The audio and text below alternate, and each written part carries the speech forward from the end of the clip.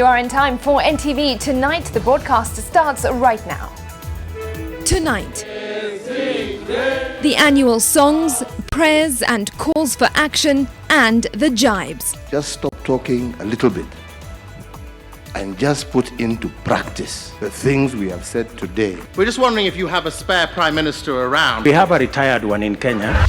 Also ahead, magistrate extends Governor Waititu's anticipatory bail first thing in the morning, then he was transferred. Plus, a police memo on traffic clearance leaves out most cabinet secretaries. But will this cure the big man syndrome and impunity among the high and mighty? And body of a boy buried by praying missionaries in Bomet exhumed. There are some samples which are being taken to Nairobi for further examination. NTV Tonight with Mark Masai and Smriti Vidyarthi. We're glad you could join us. Our presenter in sign language tonight is Raphael Mbalo. To our top story. President Uhuru Kenyatta wants less talk and more action on matters corruption and dealing with it. Speaking at this year's National Prayer Breakfast meeting, President Kenyatta insisted much has been said and there was need to act to realize a better country. For the umpteenth time, talk about corruption and how to combat it was served as a menu item at the 17th Prayer Breakfast meeting. Almost every leader who stood to speak gave the subject weight, calling on its slaying and eventual liberation of the country from its chains. If only, just for a moment, we could all just stop talking a little bit and just put into practice the things we have said today. Kenya will be a different country in less than 5 years. Other leaders had addressed the topic head-on, as has become the norm, each appearing to put forward a suggestion on the issue. Must begin reflecting on whether we need to continue with the aid justifying the means. Is it not time for us to start questioning the means? A thief may be intelligent, but not more than the investigator. What you are doing is something to heal Kenya from all the wounds that you have afflicted on yourselves. We love talking about it. We love making our commitments. But the practical side, a bit tough. Let's just do it. The Deputy President addressing himself to sentiments voiced by those before him, calling on the church to reject contributions from politicians. When you see some of us go to church and pray and lift up our hands, sometimes shed tears, make this or that contribution, it is because we cannot forget where God has brought us from.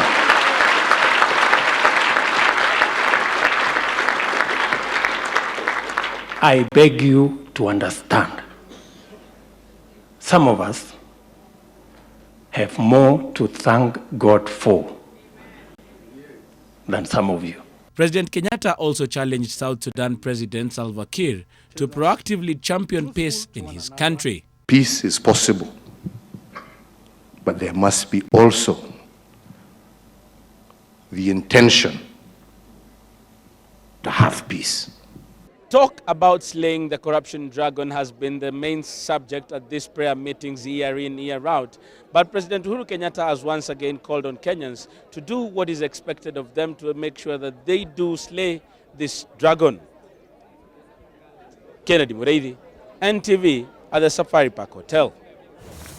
And as the President led the country to the 17th National Prayer Breakfast, it is not lost to many that at a time like this last year, the head of state, his deputy William Ruto and ODM leader Raila Odinga embraced one another in the glare of the cameras with a promise to unite the country and work together for peace. But a year later, that promise has been broken.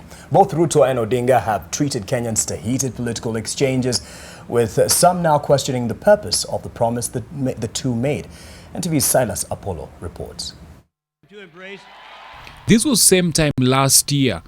President Uhuru Kenyatta leading his deputy William Ruto and ODM leader Raila Odinga down the path of reconciliation. We have hurt one another.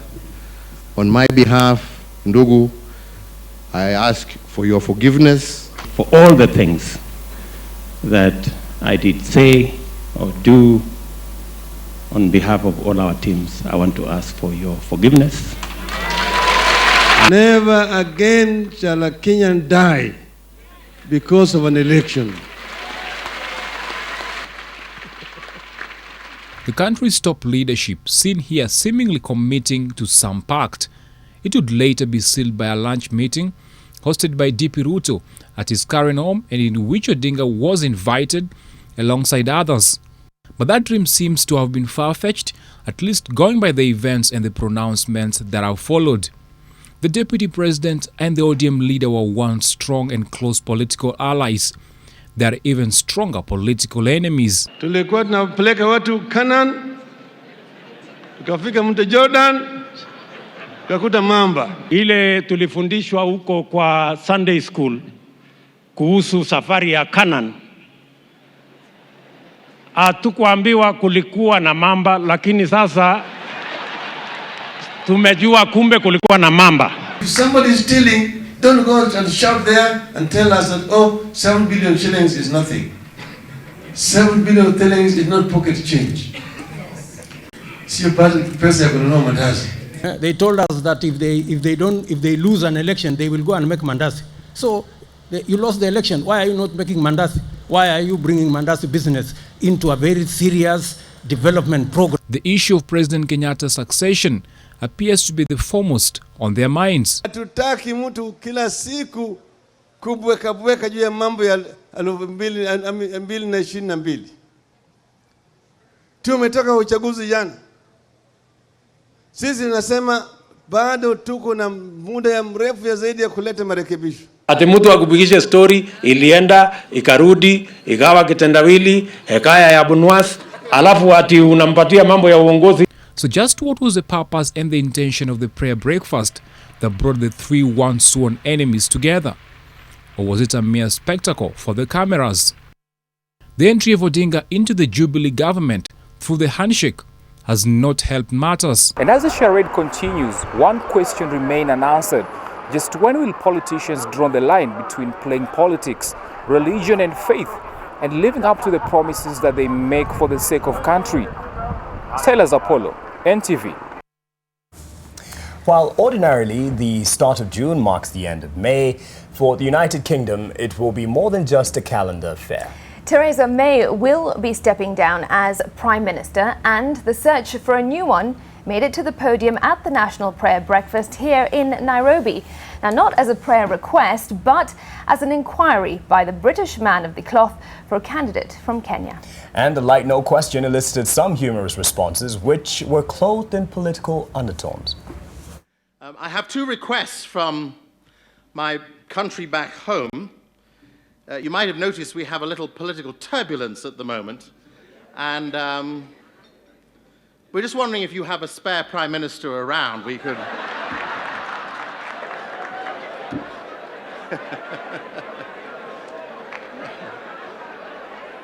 Genuinely, all offers gratefully received. The British Airways flight tonight will take you back. We'd love to have you. We have a retired one in Kenya, and we can... and since the Constitution has abolished the position of Prime Minister in Kenya, so he may not have it anytime soon, so we will send you his CV. Maybe you can consider. By the way, you've just been given an offer of one. I have a couple more I'd like to donate to you. At least for the next 3 years, give me peace.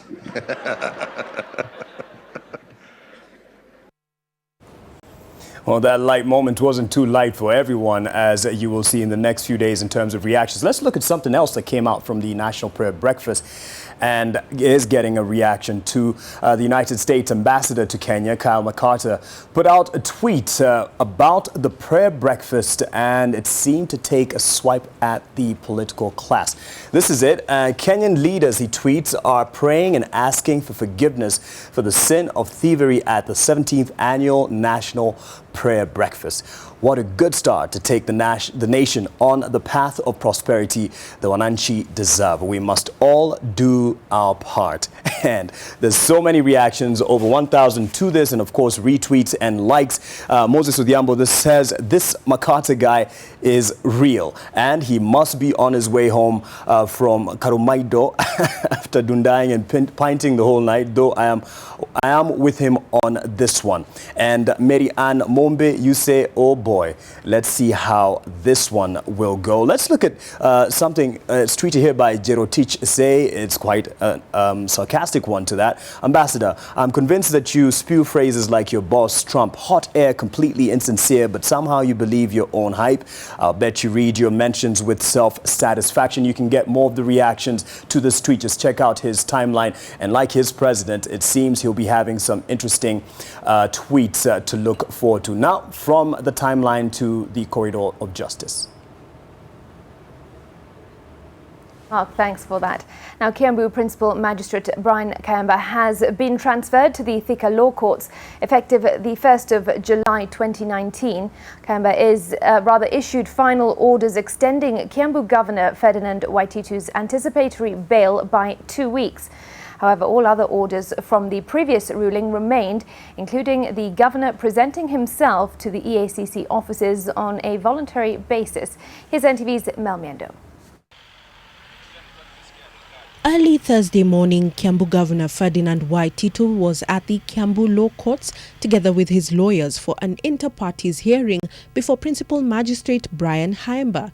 Waititu, said to have quietly walked in and out of the courts, had applied for a review on the anticipatory bail ruling granted to him. The same was extended by Kayamba for a further 2 weeks. A case to answer is a case where... This, however, would be the last ruling made by Principal Magistrate Brian Kayamba in Kiambu, as he has now been transferred to Thika Law Courts. The Ethics and Anti-Corruption Commission had put the spotlight on him for issuing anticipatory bail orders for the governor on a day when he was off duty for being sick. EACC thereafter formally complained to the Judicial Service Commission. It may have led to the transfer orders. Kayamba, who has never shied away from controversy, seemed to have maintained leniency with the governor on the extension of the anticipatory bail orders. Nonetheless, Waititu is expected to regularly present himself at the EACC headquarters voluntarily for interrogation. On Tuesday, he was grilled by detectives for close to 6 hours together with his daughter Monica Njeri, said to be key in handling family transactions. EACC filed its response before Kayamba with documentation of tenders from Kiambu County, certificates from KRA, among other documents. Detectives were keen on checking the ownership of Waititu's properties and supposed investments. EACC in its application denied any form of malice in arresting and raiding the governor's houses, contrary to Waititu's claims of a vendetta against him politically instigated by the commission. I'll come when they call me. I'm ready to go. Even if they tell me to come tomorrow, I'll just come. No problem. The only advice that I can give them is that they should be accountable and will desist from raiding them. But as long as we get information and we have some sort of evidence that they are doing something fishy, we'll run for them. It will be another 2 weeks for Kiambu Governor Ferdinand Waititu, and then he will be coming back to the Kiambu Law Courts on the 19th of June. However, his case will be mentioned before Kiambu Chief Magistrate Patricia Gishohi. Mel Miendo, NTV, Kiambu Law Courts. And just an update on the same, Magistrate Brian Kayamba has threatened to sue the Daily Nation over a report it carried about the Ethics and Anti-Corruption Commission, filing a formal complaint against him. Through the law firm of Wesonga Mutembe and Kigen Magistrate, Haemba singles out the words quote-unquote Waititu Magistrate, which he says imply he is a personal magistrate of Waititu, his crony, and several other allegations. Magistrate Kayamba once again extended Waititu's anticipatory bail orders early this morning in the absence of other parties due to the dispute. Well, to some other developments today, and something that you will be looking out for in terms of its implementation. Just as the late Interior Cabinet Secretary Joseph Ngaiseri did in 2015, the newly installed Inspector General of Police Hilary Mutyambai was on Thursday forced to clarify who gets special treatment on our roads. Now, Mutyambai making clear that not every Cabinet Secretary, Member of Parliament or county official is entitled to the special privilege of having the roads cleared for their use. Certainly not us, but even as he threatens drivers of GK vehicles found overlapping with prosecution, NTV's Olive Burrows explains why it may take more than a memo to cure Kenya of her big man syndrome. Where? Beep beep. Move your clunker off the road. A big man is coming through. Matters of national importance to attend to. While this may be true for the president and a handful of other government officials, according to the Inspector General of Police, not every state officer or celebrated man of the cloth for that matter qualifies. The IG limiting the privilege to the president, his deputy, the first lady, chief justice, attorney general, speakers and majority leaders of parliament, retired presidents and the former prime minister, chief of the defense forces, service commanders, the CS's defense, interior, finance, foreign affairs, their PSs and the IG himself and his deputies. The IG warning all other vehicles, including GK, are expected to follow the normal traffic flow. Any government vehicle found violating traffic regulations, especially those overlapping, shall be arrested and charged. In 2015, then Interior Cabinet Secretary Joseph Nkaiseri, like Mutyambai, sought to rein in the unapologetic flouting of traffic regulations by the so-called Wakubwas, limiting the use of sirens and strobe lights to ambulances, fire engines, police vehicles, the president and deputy president's cars. As the Kenyan political elite parts traffic like the Red Sea in their cushy, air-conditioned convoy or four-wheel drives, those in the public service in the developed world take the tube, bus or, like the Dutch Prime Minister, cycle their way to work. Ukraine's new president, Volodymyr Zelensky, going as far as to state in his inauguration address, "I really do not want my pictures in your offices, for the president is not an icon, an idol or a portrait. Hang your kids' photos instead and look at them each time you're making a decision." Public service is not about public servants, but is about the opportunity every one of us has to grab a duty at our corner and do something with it. At the end of the day, leadership is not about who is president, but it's about service to your people. But as Kenya's political elite has proven time and again, servant leadership is an alien concept. Waziri mkuu anakuja kwa sherehe kubwa kama na hii ya serikali, PC hakuna. Unaambia PC ameenda Nairobi. Kama Kibaki alikuwa anakuja hapa, PC angeweza kuja kwa hapa. Angekosa na angewekewa sana namna hii bila hata choo, angewekewa alafu na nusu kapeti namna hii, nusu mkeka. Olive Burrows, NTV. All right, elsewhere now, 2 months after NTV aired an expose on how an American couple abused the rights of children under their care in an orphanage in Bomet, the search for justice for the minors has begun. Pathologists have today exhumed the remains of a minor who died under mysterious circumstances, with his body buried at the home without proper procedure. The Office of the Director of Public Prosecutions is now planning to apply for the extradition of the American missionaries to face charges against them. NTV's Edmund Nyabola is staying on that story. James Kipkirui was one of 3 children who died at the Dow Family Children's Home between 2008 and 2017 under the care of Gregory and Mary Rose Dow, who came to Kenya as American missionaries. The 1.5-year-old was hurriedly buried within the home without a burial permit from the area chief. President Gregory said that he has his own constitution. This is a small America in a village of Kapsiratet. He said that is a waste of time. He refused. And that is why when we came, they had already dug the grave. He wanted to do it very quickly. On Thursday, officers from the Directorate of Criminal Investigations Homicide Division carried out the exhumation of the body of James at the Dao home in Kapsiratet village in Boito, Bomet County.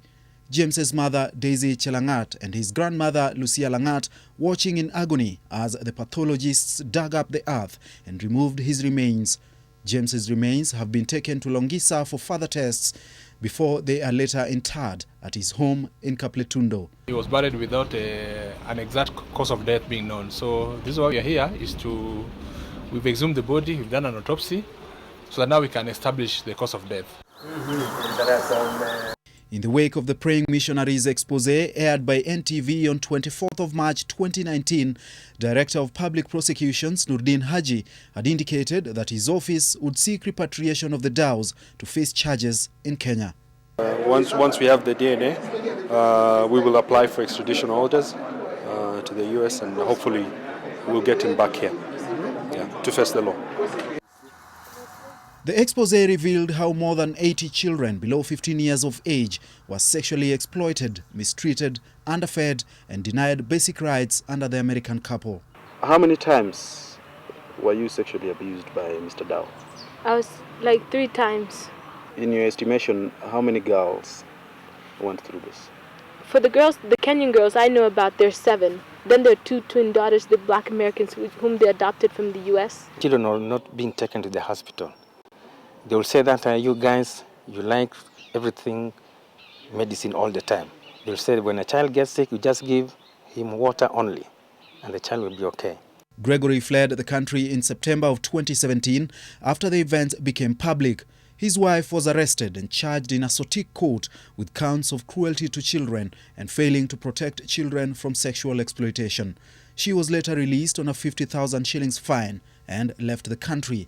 The Children's Department and the area administration have all denied knowledge of the events which took place for almost a decade. The Directorate of Criminal Investigations has opened a fresh probe on the matter. America's FBI has also been investigating the events with the aim of charging the couple in the US. Edmond Nyabola, NTV. Just to get a context to this story, in case you missed it, Praying Missionaries investigative piece was done a few weeks ago by Edmond Nyabola and the team. You can find it on our NTV YouTube page and get the context to that. And thanks to this story, the action has been taken, and I believe with more follow-up, justice will be served. Most definitely. All right, at this point, it's 9:20. We're taking a break, but of course more when we return, so don't go far.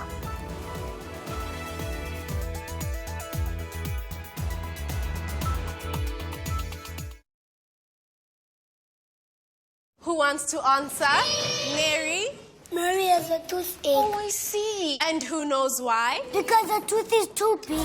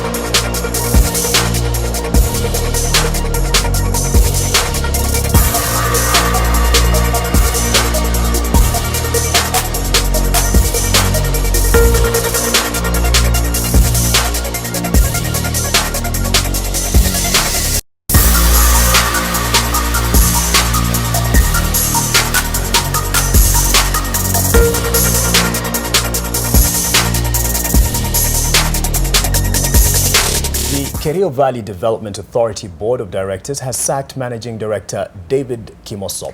Now, although the board did not state the reasons for terminating the services of Kimosop, insiders indicate that the multi-billion Kimwarer and Aror Dam scandal might have dealt the former MD a blow. NTV Setolale reports. KVDA's Managing Director David Kimosop's troubles started 2 weeks ago after the head of public service, Joseph Kinua, sought an explanation as to why Kimosop was serving as the authority's chief executive officer while his two-term period had already expired. Exactly 17 days later, the KVDA board, which met today in Eldoret, announced that it had terminated the services of the former banker with immediate effect without giving any reason for his sacking. Instead, it announced that Francis Kipkech, who has been deputizing Kimosop, will serve in an acting capacity until a substantive MD is recruited. It's very clear to note that sometime in last year, April, Kimosop's contract, who is the managing director of KVDA, was renewed for a further 3 years. Efforts to have Kimosop comment on his sacking did not bear fruit. Insiders say the alleged multi-billion shilling scandal surrounding Aror and Kimwarer dams placed him in the spotlight as the Directorate of Criminal Investigations summoned the former MD over bribery claims and possible wastage of taxpayers' money. The 55-year-old, who was born in Aror, Elgeyo-Marakwet County, and joined KVDA in 2012, has been at the helm of the agency for 6 years. He attended Kapsacom Primary School before joining St. Patrick's High School, Iten.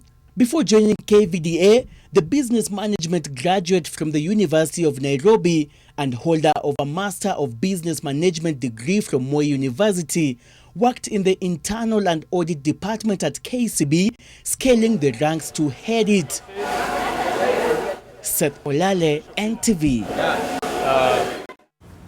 Now, tension at the Kenya Revenue Authority continues to heighten, with the staff now accusing the leadership of fueling discord at the agency. The staff, who anonymously addressed the board of directors, cite disjointed leadership, violation of rights and lack of integrity as some of the issues bringing KRA into disrepute.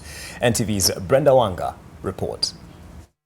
The towering Times Tower and the activities inside have been the subject of public debate since the beginning of this month. The scrutiny triggered by mass arrests of staff over corruption allegations. At least 80 junior and middle-level employees at the tax agency are currently facing graft charges. But in an open 5-point letter to the board of directors, the employees are pointing an accusing finger at KRA's top management. Their grievances include what they term as ill treatment by their seniors. The arrest that took place on the 10th of this month, a perfect example of their woes. They say officers who came for their colleagues treated them like terrorists and hardcore criminals. They also took issue with the continued detention of their arrested colleagues while investigations are still ongoing. They further cite what they term as harassment by management through the infringement of their rights to privacy. The DCI, in carrying out the arrests, attributed the collection of evidence through access to their communications, a fact that the staff say is going against their fundamental rights. Besides that, they claim that communication channels between them and the top management have been closed, adding that one or two people wield power to the detriment of the staff. The disjointed relationship between the Commissioner General, commissioners and deputy commissioners further negatively impacts the work environment, which is already stifled by lack of basic tools like printers, printing papers and computers. They say they have been prohibited to carry food to work, a fact that makes it difficult for them to stay healthy. But they also agree that there are integrity challenges. However, they say the fight against graft at the authority has been targeted at junior staff to the exclusion of senior management. The staff now want the situation at KRA addressed, as it only serves to make a bad situation worse and continues to erode the public confidence in the very crucial government agency. Brenda Wanga, NTV. It's not every day you hear staff doing a memo to the management. That's right. It certainly doesn't happen here. And yes, to another protest to a separate management team, ousted Nairobi Hospital Board Chairman John Simba has moved to the High Court to prevent the new board from taking over the management of the hospital. Simba, with 7 other directors who were ousted on the 15th of May this year by the hospital's shareholders, have opposed the move. His team is accused by members of the Kenya Hospital Association of being on a looting spree and mismanaging the hospital. The wrangles at the Nairobi hospital over its board of directors are now being fought along the corridors of justice after ousted board chairman John Simba today filed a case to prevent the new board from assuming office and exercising the functions expected of it. This comes 2 weeks after Nairobi Hospital's shareholders voted to oust 7 directors, including Simba as the board chairman and his deputy Coates Otolo. The 7 were replaced by 9 new directors set to serve temporarily for 3 months. Through their lawyer, the ousted directors want the decision of the extraordinary meeting that led to their removal quashed and an annual general meeting held on 17th of June 2019 with a new election of directors to join the board of directors. The defendants in the case want the removal of the former board of the Simba team to be upheld, accusing them of being on a looting spree and mismanaging the hospital. Through their lawyers, they argue that the resolution of the members of the Kenya Hospital Association to reject the former board has not been stopped, and the ousted directors therefore cannot perform functions of directors of the KHA. Through an affidavit by Dr. Wilfred Irungu, the Simba team is accused of mismanaging the hospital to the point of putting theatre operations at the ward down to 50%, pharmacy at 50% sales, with doctors at the facility owed over 200 million shillings. Yet the hospital makes in excess of 2.8 billion shillings in a quarter. The defendant accuses Simba and his team of suppressing a report of a forensic audit of the KHA and Nairobi Hospital, yet lots of money was spent on the audit. The former board is accused of prioritizing a construction budget of over 5 billion shillings instead of resolving challenges facing the hospital. Wrangles at Nairobi Hospital were triggered by the suspension of the now sacked CEO Gordon Odundo in December last year, a standoff that first played out in public on December 14th last year when Mr. Odundo resisted attempts to serve him with a suspension letter. Vincent Odur, NTV. Time for another break. Dan Wangi will be next with the business of the day.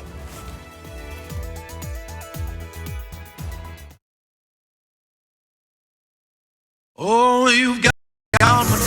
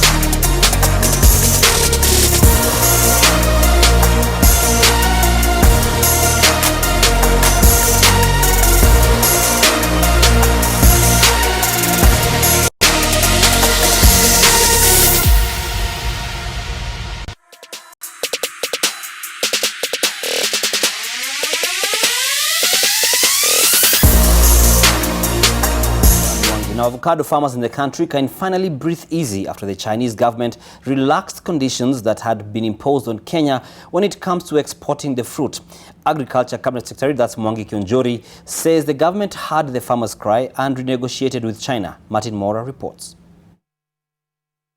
When Kenya inked a deal last month to export produce to China, among them avocados, farmers were elated. That was until the requirement to access the Chinese market hit them. Muende muongee na nchi ya China. Ile pahali waliweka kipengele that the avocados that will be exported to China, ati wanataka ikiwa frozen, wanataka kama imetolewa maganda. Tafadhali hawa wakulima hawajafika kiwango ya kununua hizo machini. Serikali imekaa chini tayari. Tumezungumza na wa China na the conditions that were laid have been relaxed. Ili tuweze kupeleka avocado na macadamia kwa ile soko huru ya China. China had demanded that the avocado be frozen at -30 degrees and transported at -18 degrees in order to kill any fruit flies in the cargo. Kenya has over the years struggled with fruit flies in its exported produce and has in the past been locked out of some markets because of the flies. Out of 104 harmful organisms affecting avocado in Kenya, 11 species were of concern to China. It is estimated that when the agreement is fully implemented, the Chinese market will take in more than 40% of Kenya's avocado produce, making it one of the largest importers of the fruits.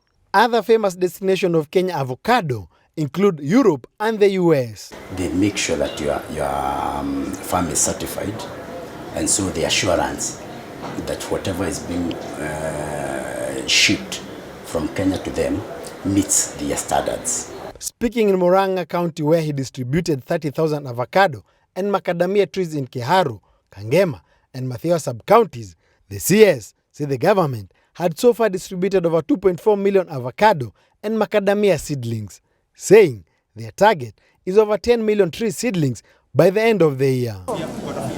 Martin Mora, NTV, Murang'a County. Audit and financial services firm Ernst & Young has produced a 67-page critique of what the draft bill that seeks to reform the Income Act looks like. EY says the bill, as currently constituted, will be counterproductive. Now here's Alex Mwangi with more on this. The challenge of widening the tax base in order to collect more revenues has in recent years proved problematic for the Kenya Revenue Authority. According to Ernst & Young, a draft bill seeking the repeal of the Income Act is unlikely to achieve that objective. Even before you developed the draft bill, you needed to come up with a policy. We have not seen a policy, and we are saying that the bill we have has not addressed the issue of widening the tax net. The other one is harmonization with other legislation. You can basically be looking at a situation whereby the one act is saying this, the other one is talking the other. Over the years, the Kenya Revenue Authority has been involved in reforms aimed at propping up revenue collection, such as the introduction of the iTax system. Such is the pressure on KRA to collect more revenue given the continuous growth of the size of the national budget and along with it, the public sector wage bill. The government, as we sit here today, and now I'm talking both levels of government at national and county, still have roles that are no longer relevant for a technology-led work.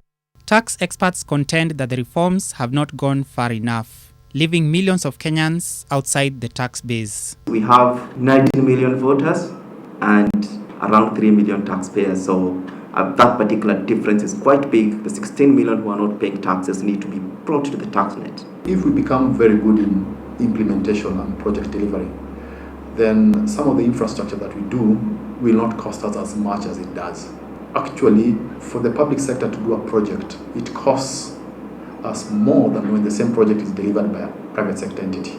The officials from Ernst & Young spoke during a pre-budget media briefing. Alex Mwangi, NTV. KCB Group shareholders have approved a proposal to acquire 100% of the issued ordinary shares of National Bank of Kenya Limited, that's NBK, through a share swap, taking the group a step closer to sealing the deal. The transaction, which still requires regulatory approval and the backing of National Bank shareholders, was passed unanimously when it was put to the shareholders at the annual general meeting.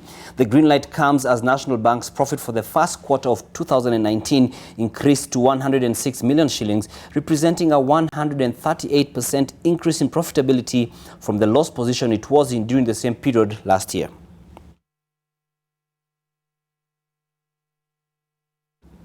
Let's cross counties and move to Laikipia, where the second edition of the Laikipia County Innovation Fair kicked off today in Nyahururu town, bringing together more than 100 exhibitors and innovators from the agricultural sector, mechanical trade and other sectors. The function, graced by Trade and Industry Cabinet Secretary Peter Munya, provided an opportunity for innovators in the county to showcase their skills and be connected to financiers to develop their skills further. The initiative by Laikipia County government is also aimed at addressing the challenge of unemployment among the youth in the county. Make it at any.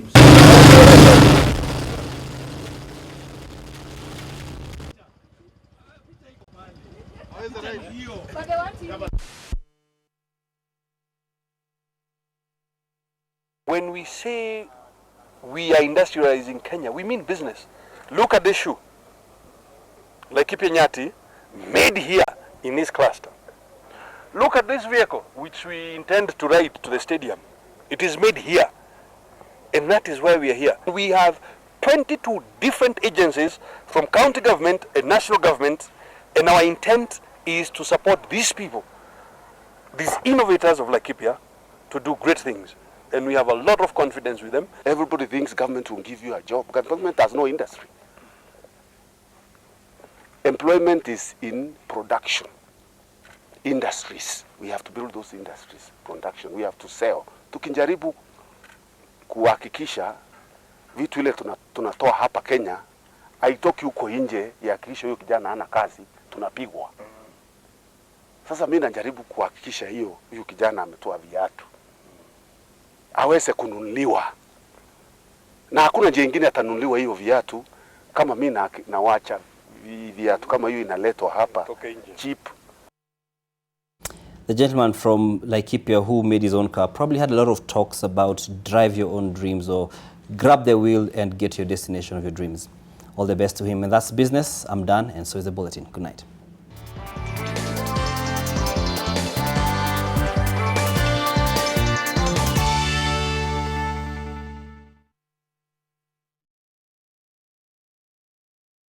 What's in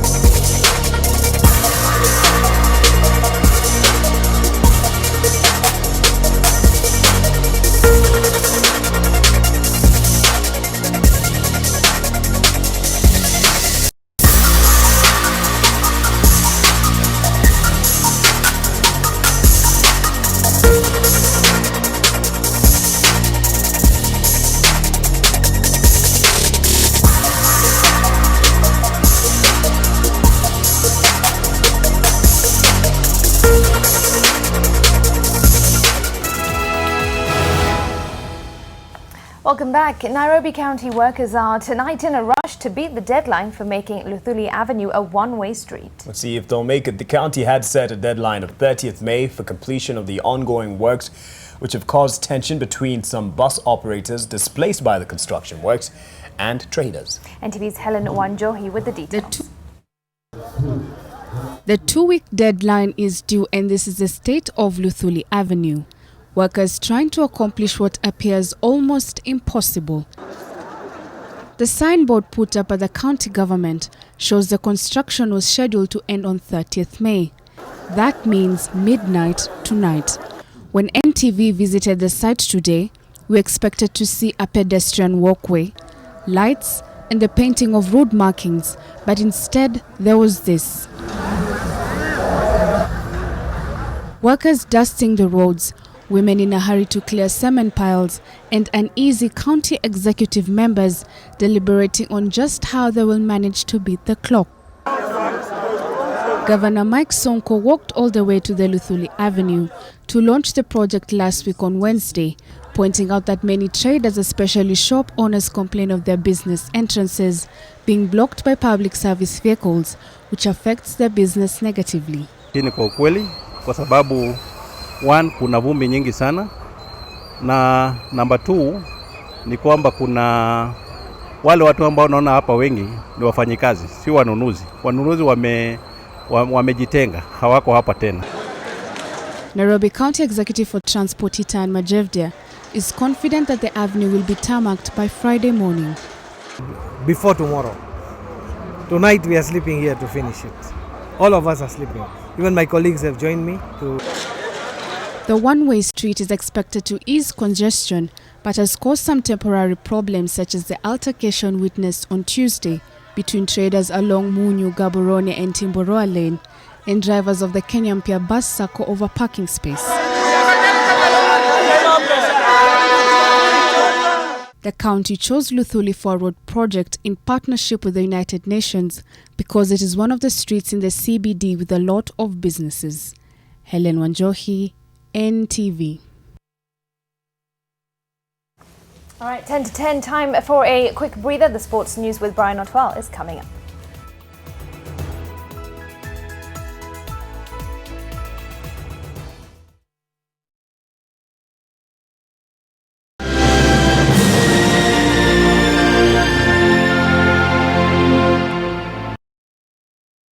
Usinyanyaswe na late fees au malipo ya siri kwenye mkopo wako. Chagua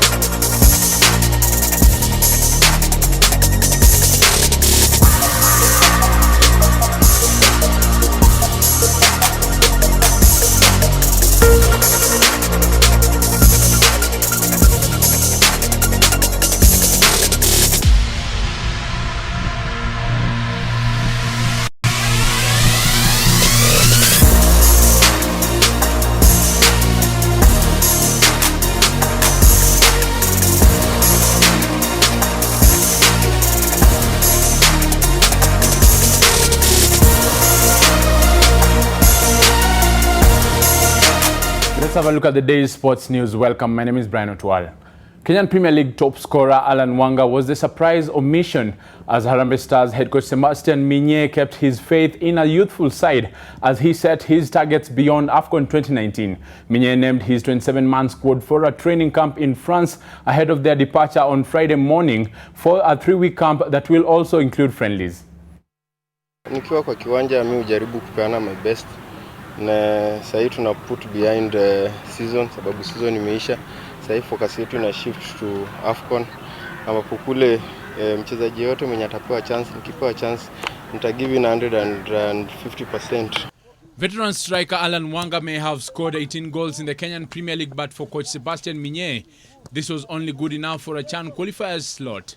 So I need players with the willingness to participate, to improve, and to send a positive vibe around the team. It's so important. Minye has preferred Sofapaka's John Avire, unattached Masoud Juma and foreign-based Christopher Mbamba, as well as Michael Olunga as his attackers. Kariobangi Sharks goalkeeper Brian Bwire, whose initial inclusion to the provision team of 30 was the subject of intense debate, was also left out alongside AFC Leopards midfielder Wivon Isuza. Brian Bwire was never going to AFCON. I can confirm to you he's not going to AFCON. Okay. He was there so that we can prepare him for the future. Look how we struggled to find the right keepers. And because he comes from Kariobangi Sharks, everybody, I can tell you that it's a lot of not very good stories. It's political. To the naysayers, Minye had a word. Respect our profession. Nobody can choose the team for me. And I don't have the answer. It's always the players. What I can see on the field. Ahead of their luncheon, Harambee Stars met President Uhuru Kenyatta for the handing over of the national flag. Kwa tunaomba kama unaweza kuja tu kwa game moja ile yetu hata kama ni first match. Nashukuru sana kwa hiyo ni request kwetu, tunaomba tu uwe na sisi. Unajua ukiwa hapo tukikuona najua hiyo ni motivation tosha. Tuweke bidii, right? Because at the end of the day, it's not even the winning that matters. So long as in your heart you know you did the best you could do. Yeah? Hiyo ndio muhimu. Yeah? Because you can win and you did not give effort. Yeah? Like if you put effort, even if you don't win, there is satisfaction.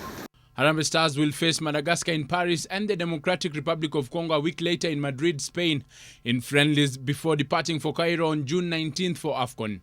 The final squad of 23 will be named 10 days before AFCON, which kicks off on the 21st of June in Egypt. At AFCON, Kenya is in Pool C alongside Algeria, Tanzania and Senegal. And the president of the National Olympic Committee of Kenya, Paul Tergat, has waded into the discussion regarding athletes with differences in sexual development. This as Olympic 800 meters champion Caster Semenya filed an appeal to the Swiss Federal Supreme Court on Wednesday against rules requiring middle distance female athletes with a high natural level of testosterone to reduce it via medication. You see, what is happening is that this is something that it is coming up internationally. We want maybe to make sure that if you are not killed of anything, if you are, it's not something that's out of your own making. I think this is something that it is a more of a medical issues that will be handled by the medical people, professionals. So for me, I want to make sure that I want to see to it that if I'm good in anything, why I should be given my opportunity to do what I need maybe to do. Veteran coach Paul Odera has been named as the coach of the national 15th side, popularly known as the Kenya Simbas. Odera, who replaces Ian Snook, led the under-20 national team Chipu to securing qualification for the World Rugby Trophy in Brazil. In the short term, he will handle both Simbas and Chipu before turning full concentration to Simbas after the World Trophy. Other changes in the Simbas technical bench see long-serving team manager Simiyu Wangila replaced by Jimmy Nene. His first task will be conducting trials at the RFA grounds on Madaraka Day. And 3 years ago, Shujaa were the talk of town after bagging the maiden tournament win in Singapore, where they beat Fiji 37 in the final. Fast forward, the Shujaa looks a pale shadow of the team that won the hearts of the nation. They are now fighting to avoid relegation in 14th place with 27 points. We track back to when the Rain started beating Kenya ahead of their moment of truth in the final leg in Paris this weekend. The pressure is there. The national sevens rugby team picked a single point in London to slip a place down to 14th on the log. Kenya is now just 2 points ahead of bottom-placed Japan, and the pressure is at its peak going into the last leg of the 2018-2019 World Rugby Series. All of us sitting and watching you, we are armchair supporters, armchair critics, right? So we are sitting there watching you, and we expect you to do well. The challenges facing Shujaa are well documented. A cash crunch at the union due to lack of sponsorship saw senior players boycott the national team over reduced salaries and allowances. The team has also seen a huge turnover of coaches at the rate of 1 coach per season for the last 5 years. The country is bleeding. The pride of the country is going down the drain because of a bunch of people who have egos from here till next week and don't understand even the game they're running. While the issues on Ngong Road have simmered for years, the fallout from the covering of sponsors brand Kenya logo on the Shujaa jersey in Paris in 2018 seems to have been the straw that broke the camel's back. I don't think it helps anyone if Kenya rugby is relegated. It's hurting the union, but it's not just hurting the union. It's hurting the broader game. Some of the senior players may have ended their go-slow in the past week, but several players, among them Dennis Ombachi and William Baka, have taken to social media to castigate the union for alleged ill treatment over their duration of national team duty. I really feel sorry for these players. We're giving them a raw deal. Some of us, Benja, who's been here, we played in the first circuit in '99, and we were playing and fighting for something, hoping that these players will get a better deal. And deal has nothing to do with money. It has nothing to do with their bank accounts or anything like that, Sean. It's just about giving them the platform and the preparation so that they can go out there and express themselves. You can't have a group of players or a team hold Kenya at ransom over a pay dispute. Yeah, you could walk away and say, then I'm done. I won't do this. And especially if the union is being upfront with you about what the actual situation is. The politics that is within the setup of Kenya Sevens has translated into the players because there's no environment that protects the players. The main cup win in Singapore in 2016 was the culmination of a journey that was started by the Watembezi pace setters in 1982.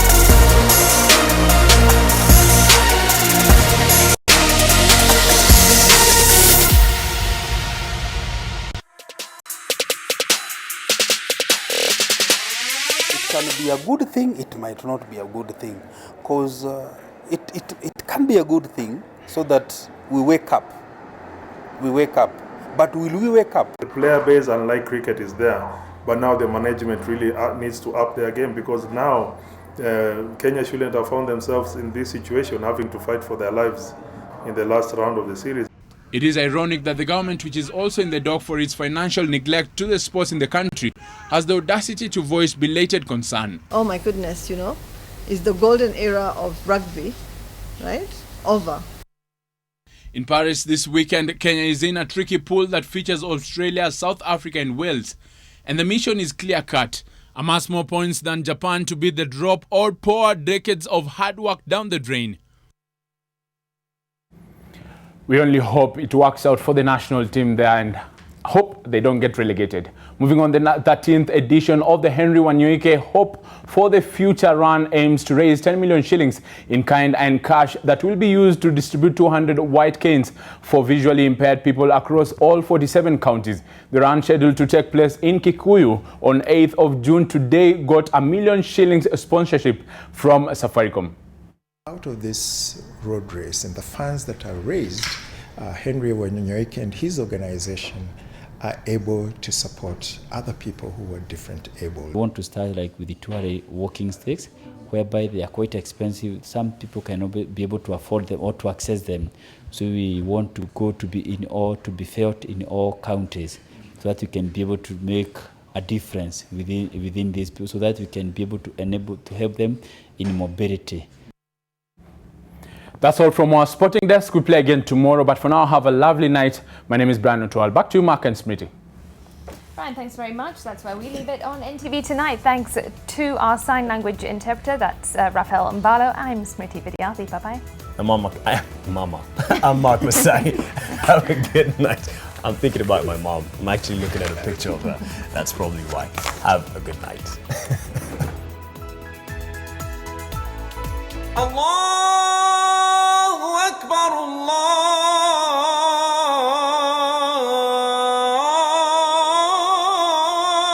Akbar. Ashhadu an la ilaha illa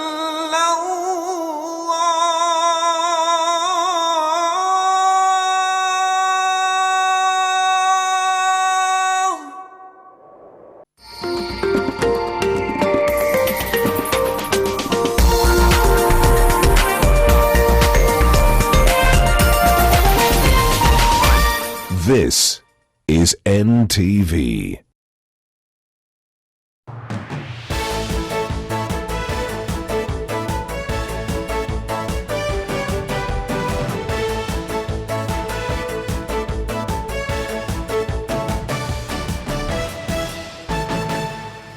Hello Kenya, Jambo, welcome to Watch and Win, the only station hapa NTV ambayo una watch na una shida. Guess what? Tuko katika mkondo wa mwisho. Today is literally the last day. Today is the last day, and I was telling Jeroge, tomorrow is the last test. Oh, because we are still going to live that moment. My name is Tracy Wanjiro. My name is Jeroge. And this entire week we have been giving shopping vouchers worth 2,500 Kenya shillings to 4 people. And today we are doing the same, giving 4 shopping vouchers to 4 lucky winners. But tomorrow, the day we have been looking forward to since the day we started. Oh yes, nakwambia Tracy, kesho. Si siku ingine, ni kesho. Hey, people, in 24 hours, someone, somewhere who is watching NTV, lazima ataponyoka na the grand prize. A trip for 2 to Dubs. Si hapa Dubai, si hapa Dubai, all the way to Dubai. Mambo International, mambo Burj Khalifa. Tracy, kesho, mtu anaponyoka na zawadi ambayo tumeishi tukisema. Kwa sababu hapa, ni hapa tu unaweza kushinda. Na the trip is courtesy of Bonfire Adventures. Lakini kwa leo, tushughulike na mambo ya shopping voucher. Yes. So let's find our first lucky winner. Oh yes, bonyeza kidude. Simply look out for questions every hour on what you have watched. The questions will be as easy as ABC. Alafu unachukua simu yako, reply 1 or 2, ukianza na word win to 20686. SMS hailipishwi, endelea kuwatch, ungoje kushinda. If you are the lucky winner, you will receive a call from 0719038866. Kumbuka, sheria na mashati inafuatiliwa. And our 4 lucky winners today are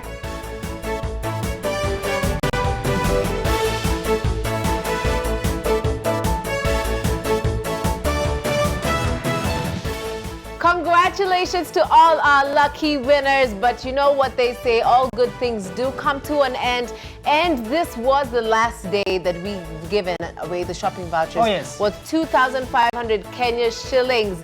It's been days and days, weeks over weeks where we've given this shopping vouchers, but today is the last day. Thank you so much for your participation. Thank you so much for watching NTV, but tomorrow we have even bigger and better news. Oh yes, kesho si ati TV, kesho si ati ni shopping voucher, kesho ni mambo Ulaya, ndege isoge kusoga. Guess what? Someone somewhere in this lovely Republic of Kenya is going away with a trip for 2. Na si hapa, all the way to Dubs, Burj Khalifa, sema Dubai. Tracy, nakwambia mimi hapo. We're so excited. Ndio roho yangu inasimamia wa Kenya. si tukae NTV. Yes, hakuna kitu ingine, ni hapa NTV, because this is the only station where you get to watch and win. But kwangu sasa, me myself wadaye mtu kama Joroge, and myself Tracy Wanjiru. Thank you. See you tomorrow. We finally get to pick a winner. Oh, yes. Bye. Ni kesho.